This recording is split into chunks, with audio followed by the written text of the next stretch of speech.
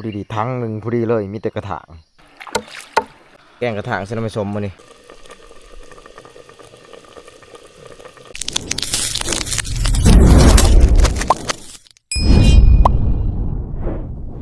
ลองเหือไปทางน้ำมือนี่ทุกคนเลย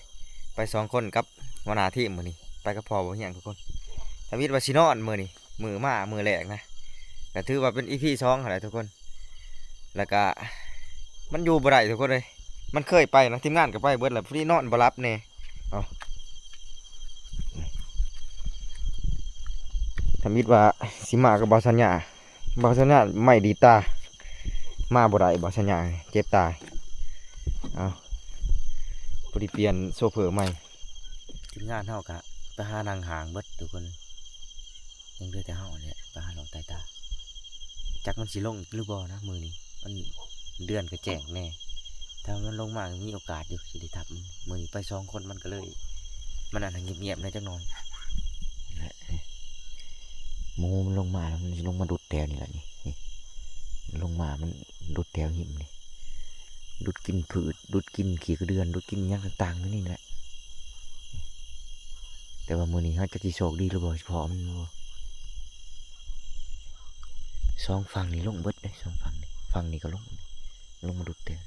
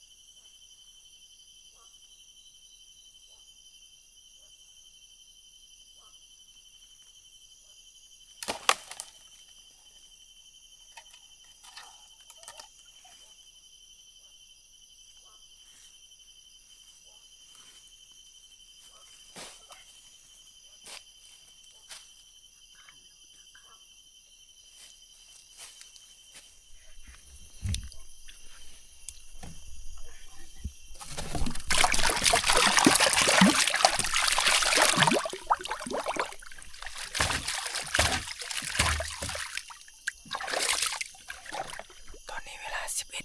เลยทุกคนเลยเขากำลังรอเงือไต่ตามากำลังหอดในเครื่องทางนะแต่ว่าเขายังบ่ทันเห็นสัตว์ป่าบุญลงเดี๋ยวเขาสิเลาะไปอีกเรื่อยๆ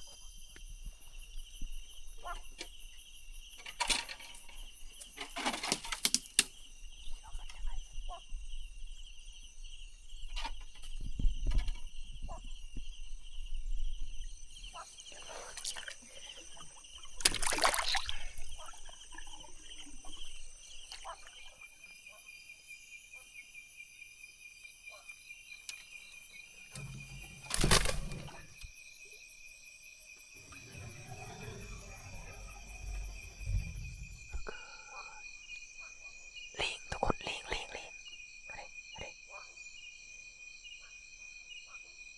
ลูกกับแม่น่ะมานอนอยู่นี่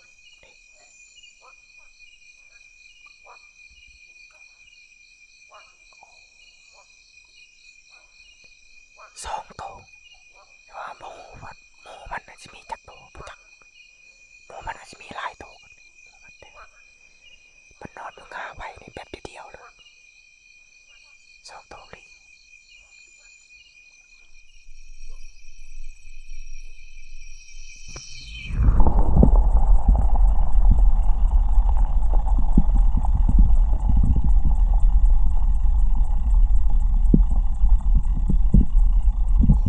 ตอนนี้เขาลองเหือมาไต่ตามาเลยหอดปลายทางเลยทุกคนมันไปบ่ได้ราคาแข็งเขาสิหยุดพักเดี๋ยวนี้ก่อนผู้ที่มาเห็นลิงนี่ทุกคนเลยนี่อย่างเห็นฟูงลิงมันนอนเนี่ยมันนอนอยู่ในงาใหม่นะนอนอยู่ในงาไผ่มันกองมา ใส่น้ำเนี่ยมันนอนอยู่เทิงฮะอุ้มลูกตัวปูตัวโปดอยู่ทุกคนเลย2 ตัว 3 ตัวแต่ว่าหมู่ฟูงมันหันอาจจะอยู่แถวไหนแต่มันมีบางตัวที่มันออกมานอนอยู่นอกเดียวนะมันอุ้มลูกนะทุกคนเลยหลายตัวเลยตอนที่เขามานี่กับนี่มันสิไทยสิได้เบิ่งอยู่นะลายลิงแทนนี่ลายทุกคนข้างเบื้องนี่ยามก็เว้นเลยกระทันยกพอย่างเลาะตามตะฟังซี่กับพ่อทุกคนเลยมันมาหากินหมักโป่งๆอยู่แถวหิมนี่แถวหิมตะฟังซี่ลายลองเหือมานี่บ่พออีหยังทุกคนได้แต่กระถาง2 ตัวนี่แหละหมักเวอร์นี่มันบ่ลงทุกคนนะเห็นมันลงแค่2 จุด 3 จุดเท่านั้นมันลงถึงหัวค่ำมันบ่ค่อยลงหลายแบบเป็นปกติแบบคือเดือนที่แล้วนะเพราะว่าเดือนนี้มันมีหมากใหม่หลายมันมีบอลมันกินหลายแล้วมันบ่ค่อยลงมาบัดนี้ถ้าว่าโชคดีก็สิได้มีโอกาสอยู่แต่ว่ามันลงถึกเวลากับตอนที่เฮาไปนะแต่ว่าบอลที่เฮาเห็นมันลงแล้วนะมันลงแต่เว้นทุกคนมันขึ้นก่อนนะมีไม้มันดุดปกติมันสิลงดุดตลอดตามหิมเซ่เลยนะนี่แต่ว่าสิพักอยู่นี่ก่อนจักชั่วโมงหนึงถ้าจังสิเลาะกลับคืนบัดนี้ทุกคนตอนนี้เวลาตี 2แล้วทุกคนเดี๋ยวสิลองหาใต้ตาลงมาเลยนะ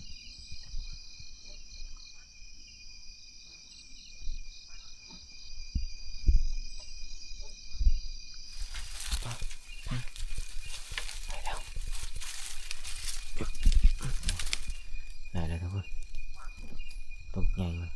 นี่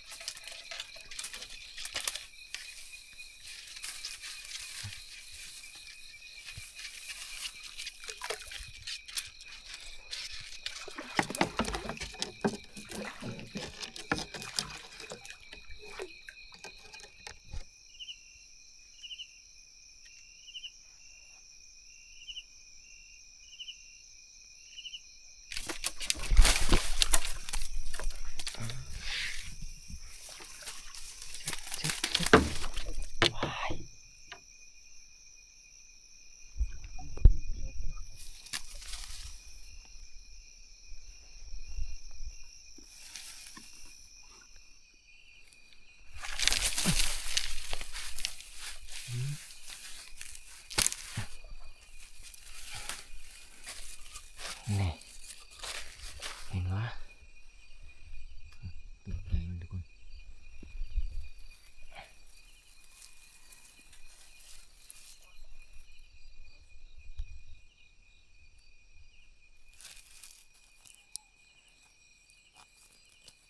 กระถางแทบนี่ลายทุกคนลายไม่ใช่ตัวใหญ่นะบางอย่างเนี่ยของตัวใหญ่มันบ่ได้จังมันรุดบงของมันก็แลนกันถึงเลย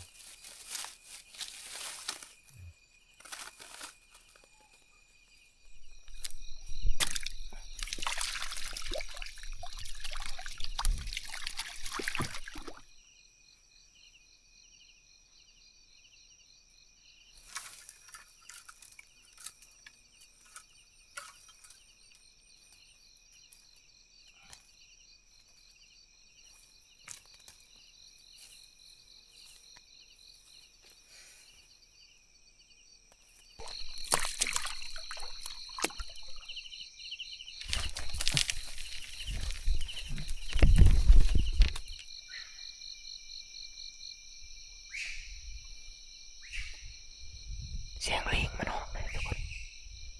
มันเห็นแสงไฟออกมันออกเลย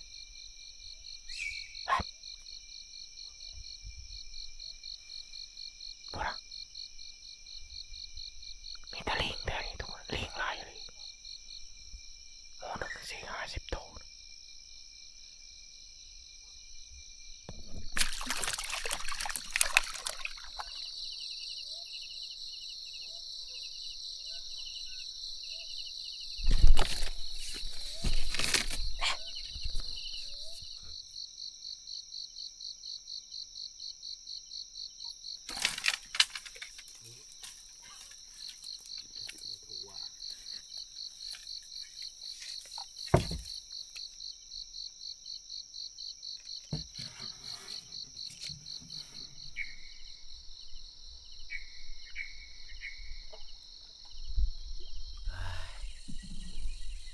ดีแจ้งค่าตาทุกคนเลย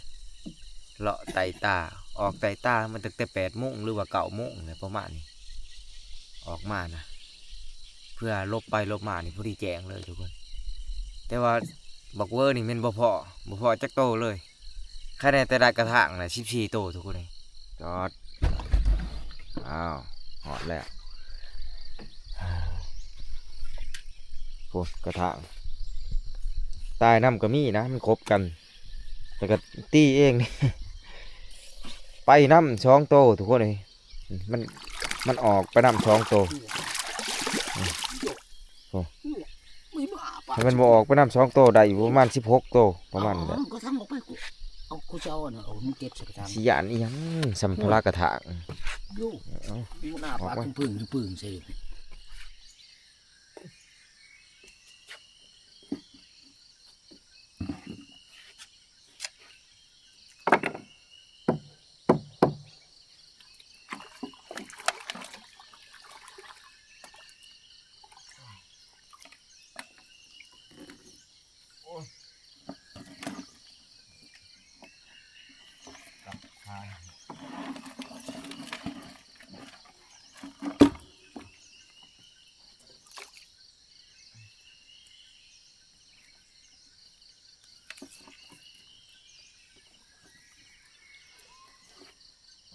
ครบกันจนครบก็บาทพอดีทั้งหนึ่งพอดีเลยมีแต่กระถางโห ที่ลึกลีทุกคนเลยไปกลับไปแล้วเมื่อหาทีมงานห้องวัดนี่ถ้าว่าสิได้เบิดนี่นับรวมนี่ได้หลายกว่านี้มีอยู่ประมาณเกือบ20 โตได้กับตัวที่มันไปนำนะแต่ว่าเขาได้นี่ก็ถือว่าสมควรเจอเลยได้ทุกคนเลยหมักลายก็ถือว่าบลุกมาแล้วบ่ได้ชัดใหญ่ก็ได้ โอ้ทีมงานไปนั่งห่างบ่ทันมาบ่นี่โอ้ ใช้สัญญาดิ เอานี่ บางอย่างดิ โฟน เนี่ยไปกู้มั่งบ่ เจ็บตาดิคอยเป่าให้นี่ เต็มตอง มีแห้งแน่เพิ่นโอ้ยตายเลย ใช้แล้วหม้อนั่นดิ ไผ ลาพาอย่างก็ผูกเอวไอ้ ได้นอนอยู่คุณเลยบ่นี่ บ่ได้นอนเลย นอนนะ ว้าตัว แตกพอดี บ่ได้นอนจักดีเลย เอาหม้อใส่กระสอบ พวกเจ้าบ่ได้ไปบ่ เมื่ เมื่อคืนนี่บ่ได้ไปเยี่ยงบ่ บ่ อ๋อ ไปเฮีย ฮะ กูเอาหม้อไปนั่นดิใส่หม้อน้ำมัน มือได้มืออ่ะบ่ดิ โอ้ยบ่จักเข้าเพิ่นอ่ะ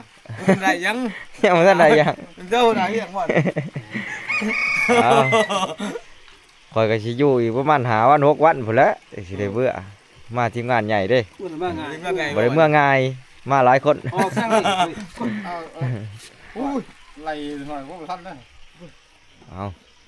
โอ้ยมันเห็ดข่อยเกือบมือขาดบางหัน ผู้ค้าบ่ได้ว่างคือได้ โอ้ย ว้าตัว มอน เอาระวังได้พ่อใหญ่จ่อยระวังได้ตัวใหญ่ๆหั่นเมื่อคืนนี่ถ้าแม่นว่าเอาอันนี้ไปใส่หั่นโอ้ยก็มันก็ดีแต่หึงเลยดิอันนี้ฮะมันออกน้ำอยู่ในเหือเฮาบ่ได้ถือไปเด้นี่ค้างมันไว้นี่แหละ ลงมาแล้วก็เป่าน้ำเหล้า ตัวนั้นแบ่งมากินเด้อ2 โตฮะแบ่งก็ไปเฮ็ดกิน บ่มีอยู่ได้อยู่ ฮะมีแต่ว่ารอถ่าทีมงานทำมาครบทีมงานเฮาก็ยังมาบ่ทันครบทุกคนเลยจักสิได้หยังแต่ละคนก็ได้จะได้เช้าแล้วบ่เจ็บตา ยัง ฮะ ยังเก็บแห้งเลยนี่ เจ็บแล้วเช้า ไปต่อไก่กับต้นปักขืนเสียงคนกับบไดิมี อืม บัดปักแล้วเสียงดังขึ้นจักเสียงมาแต่ใช่โยว่ะ เสียงพวกเฮานี่แหละ ไก่ช่างมันสิเขาบัดนี่กันเลยโกขึ้นมาคือเก่า กะยามันแสดงว่ามื้อนี้นี่บ่มีไผมานทอผ่านกุ้งแล้วนี่เนาะ บ่พันกลุ่มพ่อแล้ว บางอย่างนี่เงียบนอนไปหน่อยหนึงหิวนอนแห้งเลยทุกคนเอ้ยหิวนอนป๊าด เสือกในบาทนึงพอดี ผ่านกุ้งเพิ่นมานได้เพิ่นได้แมงลังน้ำใหญ่ตัวหนึงผ่านกุ้งอ๋อโธ่มองใหม่เนาะ นี่ด่างสนิทจัง เบิ่งหานี่ยังถือบ่อยากคักบ่ได้อีกแล้วนี่ บ่แล้วใช้โคมกันลุ โพด บ่เห็นหม้องกระเจาะ ใส่โคมถึงมองกระจับ โคมกูลังลูกหัว บ้าก็ถือลายทุกคนเอ้ยโหน่ะ โอ้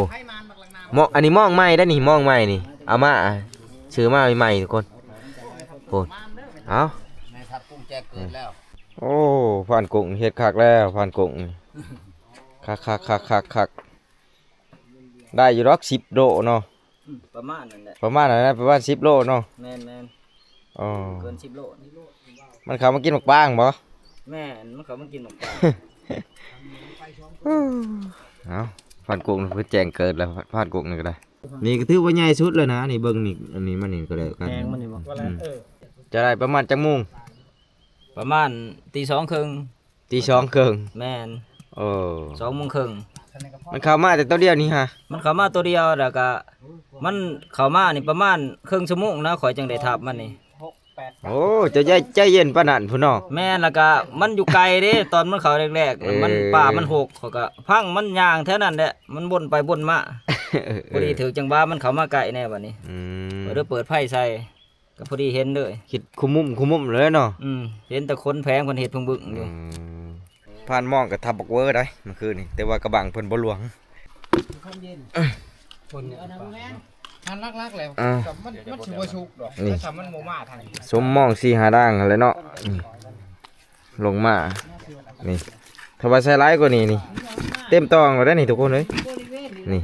เอาติดตามมือต่อไปเด้ฮะพอดีถังหนึงพอดีเลย เกือบเต็มถังอย่างน้อยหนึง เดี๋ยวตัวมันจะชดก็ได้พอเผา แกงพอกินแล้วแกง โอ้อย่าว่าป้ายเนี่ย เอาคักได้ตัวนี้ มา แม่ไข่ได้ล่ะ โอ้ ป้าแม่ไข่ได้สิปีกบ่หรือจะได้ ปิ้ง ป้าไปปีกกินเนาะ แมน คักลีได้นี่ เอาแบบโต๊ะบ่มีไข่หันพอดี ตัวนี้นี่เสียดจ เสียดจำตัวนี้ ำอ้าว พ่ออยู่ว่าสำเนียงจะว่า พอเลี้ยว เดี๋ยวว่าเขาจะกินดิบลาย โอ้ยพาสิกินดีหลายกินซ้ำพ่อเศร้าอยาก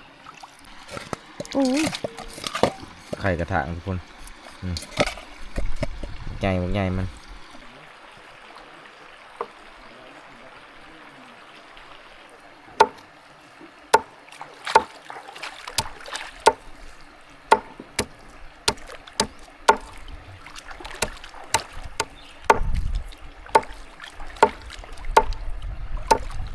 เดี๋ยวบางอย่างสิเฮ็ดเมนู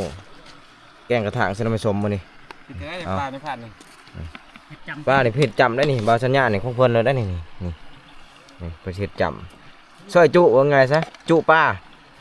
2 เมนูมื้อนี้เอาแกงกระถางใส่หน่อไม้สมกับจุป้าเอานี่อันนี้คือหน่อไม้สมถือมาแต่บ้านเอามาแกงใส่เนื้อโดยเฉพาะได้นี่ตัวนี้คือไข่มันแกงใส่กันเลยนี่อู้เต็มหม้อเลยได้ดิ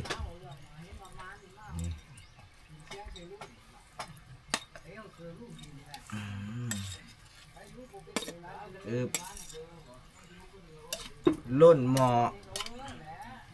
นี่อย่าแต่น้อยโพดด้วยเด้นี่ขออนุญาตเปลี่ยนหม้อตัวนี้มันน้อยโพดหม้อตัวนี้เอานี่กันแบบนี้มันจังคักนี่เบิ่งพุ่นน่ะไข่มันทุกคนโอ้ไข่มันหัวหน้าทีมเฮาก็นอนแพเลยหิวนอนมานำกันเมื่อคืนนี่พายเรือไปทางขางทางแอวก่อนสิแจง รับในสัน เฮ็ดหยัง ปนกบ ปนกบว้ายแสดงว่า3 เมนูเนี่ยพญาจอยเฮ็ดปนกบอีกแล้ว เอาแซ่บๆเด้อ เอาเบิ่งซิเบิ่ง ว้ายใส่ระเบิดผักหอมใส่กันซีมเลยผักหอมมาท่านใส่ ปนกบซีมือพญาจอยนี่โอ้แซ่บพอดี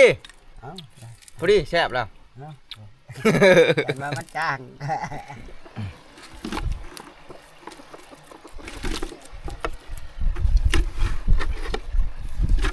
เอาเห็ดบุท่านนี่เน่าได้นี่ว่าได้น้อยเดียวน้องผ่านหมอกพี่ก้านี่เป็นครูโตนได้แถวขอส่งไปส่งเจ้านี่แต่ว่าเขายังบุท่านไปเบิ้ง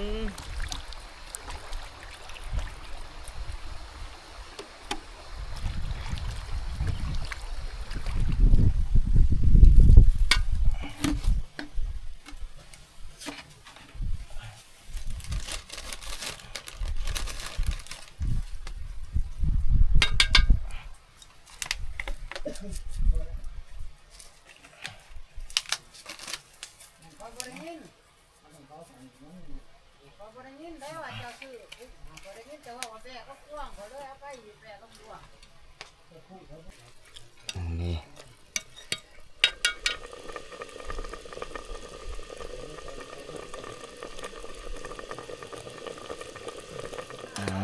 นี่ตัวนี้ก็เจลบี้กระถางแล้วนี่ขมมันหวานคือกันกับอันน่ะบี้เล่นแบบเดียวกันเป๊ะเลย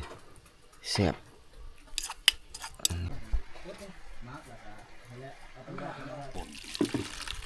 ใบแก่แล้ว แค่นี้ เราไปครับ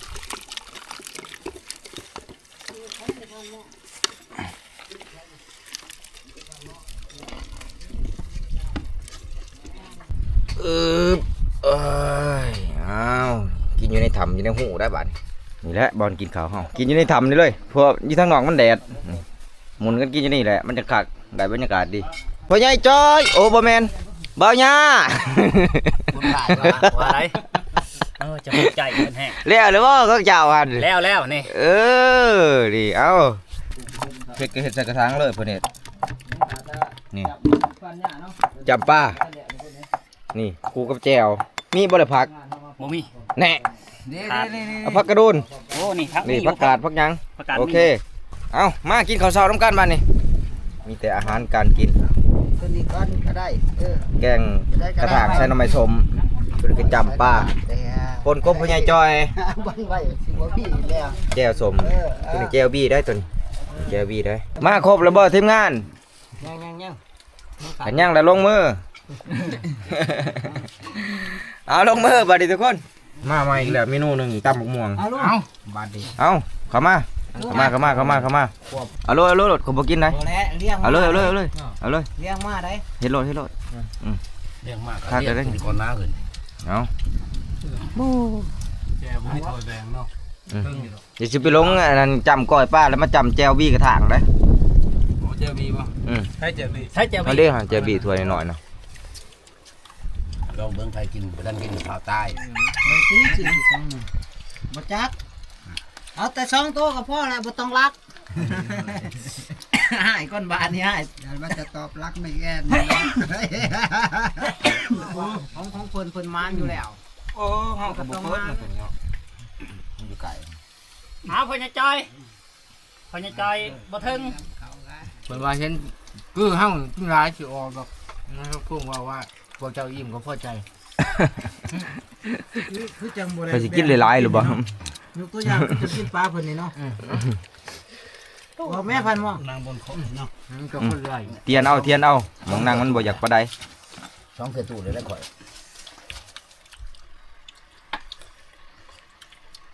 มื้อนี้ก็ถือว่ามันเติบได้มื้อนี้ป้าก็ได้กระถางก็ได้ที่สำคัญพันกงเพิ่นลมแม่งล้างน้ำใหญ่อีก มีแต่ว่ากินข้าวแล้วจังสิย้ายทับทีมงานเฮา ขอกระดิกประตูมาให้กระเจ้าปล่อยนี่นะเฮ็ดจังได๋ทางเบิดอันบอลไล่นี่ไล่ของมัน จุดตะหน่ายเนาะถือมาพอดีถือมาเขาสับ เพิ่นบ่มีฮ้อนสิแล่นใส่ แม่นปกติ จะใส่นางโอ้ปกติลำใส่นวลมาซื้อ เห็นบ่มื้อน่ะขอว่าอ่อนอยู่นี่มันเขา ไหว นี่คือตีนไก่นี่ มันรู้จักชุ่มนี่แหละ พอดีเชฟเขาเฮ็ด นางมาพอตำนี้เขาว่าท่านไหนยังทำเป็นเสียงแบบเขามาน่ะบ่เฮียง ฮะ พออยู่กับติ้นเขามาน่ะ ไปอยู่กับตีน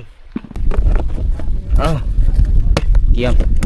ป้านี่สิไปย่างอยู่ทับไม้ครับแหละ พอคิดว่าเพิ่นมื้ออะไรแท้ๆเห็นกงเนี่ยบ่ว่าไผแหละหยังบ่ปากเฉย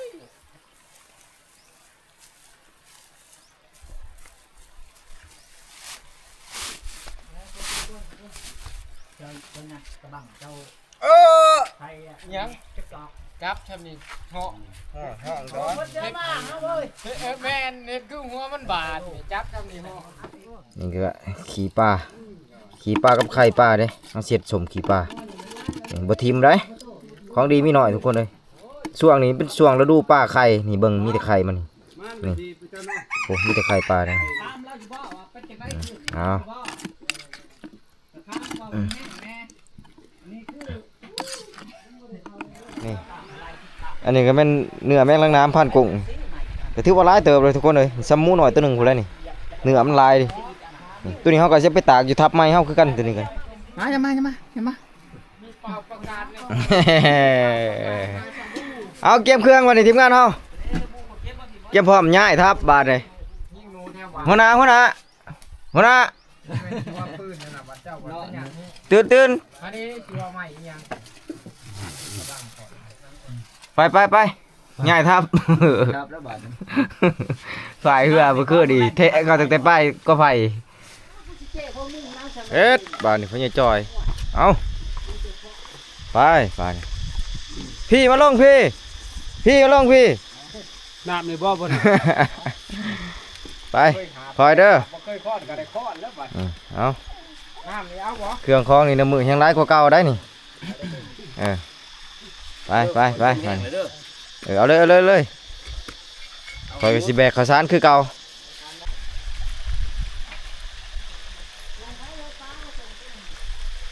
ไปตีแต่ผ่านยาเขาไปเบิดแหละจะหายังได้นี่ฮะ ส่งขอจักรพันธ์น้องเสืองบ่จัก หาส่ง แม่น ส่งสีหยัง สีฟ้า สีฟ้าขาสันหรือขายาว ค่าสันคือว่าค่อยปะแม่นี่ บ่แม่นจะใส่ยังบ่ฮะ โอ้แล้ว โอ้ยตายแล้ว สวยแห้งเลยไปใส่ต้นไม้ขอกระลืมเฮ้ย ไปหน้าน้ำข้นนี่ดิส่งใส่อยู่กะหาไปบ้านนี้ไปง่ายทับบ้านนี้ทุกคนบ่เฮียกับทีมงานก็สิง่ายขึ้นเป็นผู้แหละหาอยู่หากินอยู่เขตทึ่งผู้บ่เคยไปจักเทื่อทุกคนตั้งแต่เริ่มต้นลงมาเซนวนอยู่ในปีนี่มีแต่ว่าเฮาสิง่ายขึ้นไปอยู่พุ่นแล้วก็สิไปใส่หม้องสิไปหานางหางอิหยังก็แล้วแต่ทีมงานเฮาอยู่พุ่นสิโศกหยังมันหยังก็ยังบ่ทันฮู้ดอกทุกคนเลยเพราะว่าเฮาสิยังสิใส่ชีวิตเฮาอยู่หากินอยู่พุ่นอีกหลายวันทุกคนเลยแล้วจังสิกลับลงมานอนอยู่ผีใหม่ตื่นมื้อเช้ามาก็จะเดินทางขึ้นมาบ้านเฮาเลยทุกคนคาดว่าน่าจะประมาณอาทิตย์หนึงพุ่นแหละเพื่อสิได้กลับบ้านทุกคนแต่ว่าเฮาสิไปหาอยู่หากินอยู่พุ่นก่อนแล้วก็สำหรับคลิปนี้บ่เฮียงก็สิจบไว้ซ้ำนี้ทุกคนมีแต่ว่าสิไปจะได้ก็ติดตามเบิ่ง EP หน้าทุกคนคลิปหน้าว่าซั่นซะเอาบ๊ายบายทุกคนสำหรับมื้อนี้